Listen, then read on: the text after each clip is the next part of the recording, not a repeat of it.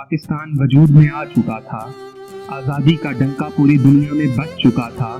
سورج کی نوخیز سنہری کرنوں کا رخ ارض پاک کی جانب ہو چکا تھا،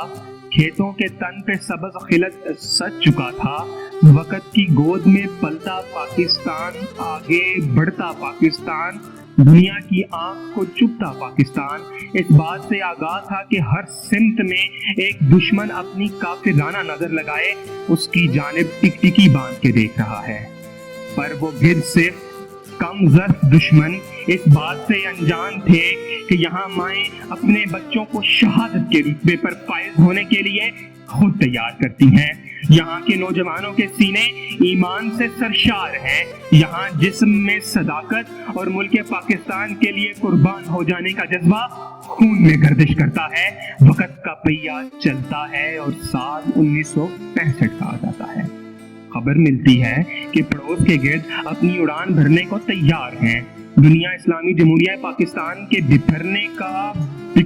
کا، پامال ہونے کا، رسوا ہونے کا اور ٹوٹنے کا بھرپور یقین کے ساتھ انتظار کر رہی تھی اور بھول چکی تھی کہ وہ جس جانب قدم بڑھا رہے ہیں وہاں کے شاہین شہادت کے رتبے سے لطف اندوز ہونے کے لیے تیار کھڑے ہیں، ان کے چہرے پر بکھری مسکراہٹ اس بات کا ثبوت تھا کہ جیسے وہ اس موقع کا انتظار کر رہے تھے،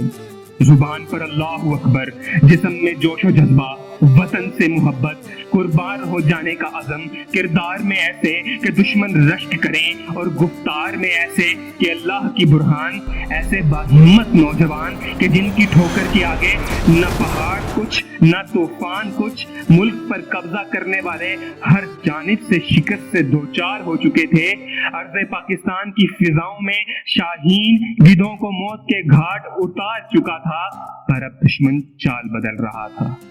ایسی چال کہ جس پر ان کی فتح یقینی تھی، اور اس چال میں ان کے ٹینکوں کی فوج نے پاکستان کی جانب رخ کر دیا۔ اب الفاظ یوں تھے کہ انڈیا کا ہاتھ تمہارے گریبان تک آ چکا ہے، اور پھر ایسے میں پاکستان کے محافظوں نے، جانبازوں نے، نگہبانوں نے اپنے سینے پر بم باندھ کر یہ ثابت کر دیا کہ اے کم ظرف لاشعور دشمن، تم جو بھی پیدرے آزماؤ، تم جو بھی ہتھ کنڈے اپناؤ، خنجر چلانا ہے میری رگوں پر تو لو چلاؤ، پر خودی کو میں اپنی کبھی بھی بیچ نہیں سکتا، میں اسلام کا شاہکار ہوں، میں مر مٹنے کے لیے تیار ہوں، میں جھکا نہیں ہوں، میں بکا نہیں ہوں، میں خوددار ہوں، میں سالار ہوں، میں اس ارض پاک کا محافظ ہوں، جس کی آبیاری کے لیے میرا خون بھی درکار ہو تو میں حاضر ہوں، میں اپنی ماں کی دعا ہوں، میں اپنی بہن کی چادر ہوں، اپنی بیوی کا فخر اور اپنی بیٹی کا وقار ہوں۔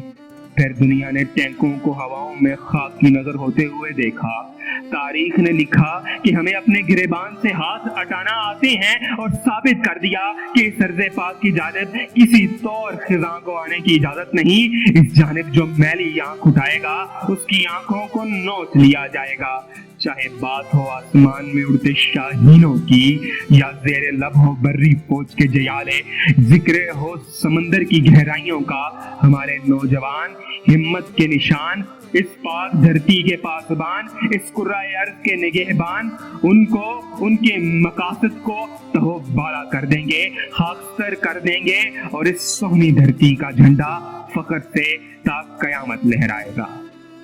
وہ سرفروش بیٹے ملت کے پاسباں تھے، وہ سرفروش بیٹے ملت کے پاسباں تھے، عرض خدا پہ اپنے ماضی کی داستاں تھے، اہداف میں عدد کے افکار نو تھے شامل، سیل بلا کی ضد میں دیوار و در کہاں تھے، جن کے لہو نے لکھی تاریخ باغ پن کی، وہ مادر وطن کے پرعزم نوجوان تھے۔